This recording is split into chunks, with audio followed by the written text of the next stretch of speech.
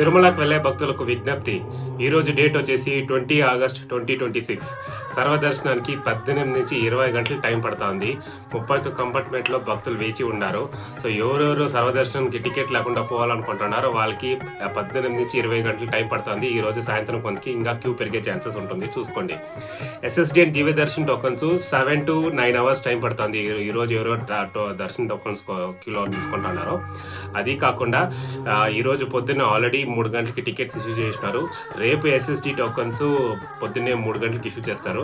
So ఎవరెవరు శనివారం దర్శనం కోసం ఎస్ఎస్డి టోకన్స్ తీసుకోవాలనుకున్నారో రేపు పొద్దున్నే 3 గంటలకి ఈ 3 ప్లేసెస్లో మీరు నిలుచుకుంటే మీకు SSD and Divya Darshan tokens దొరుకుతుంది.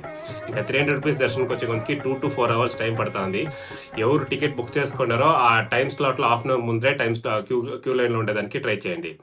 ఇంకా అకామిడేషన్ స్టేటస్ వచ్చే కొంతకి 1300 రూమ్స్ రిలీజ్ చేసినారు. ఈరోజు పొద్దున్నే 1280 రూమ్స్ ఆల్రెడీ రిజిస్టర్ అయ్యాయి. ఇంకా 20 రూమ్స్ మాత్రమే పెండింగ్ ఉన్నాయి. సో ఎవరెవరు సిఆర్ఓ ఆఫీస్లో రూమ్స్ తీసుకోవాలనుకుంటున్నారో ఇప్పటికీ రూమ్స్ అయితే తక్కువగా ఉన్నాయి, 20 రూమ్స్ ఉన్నాయి. నెక్స్ట్ రిలీజ్ కోసం వెయిట్ చేయి ఉండండి. ఇంకా చివరిగా ఎవరెవరు స్వామి దర్శనం చేసుకోవాలనుకుంటున్నారో వాళ్ళందరూ వరాహ స్వామి దర్శనం చేసుకుని స్వామి దర్శనం చేసుకోండి. ఓం నమో వెంకటేష్.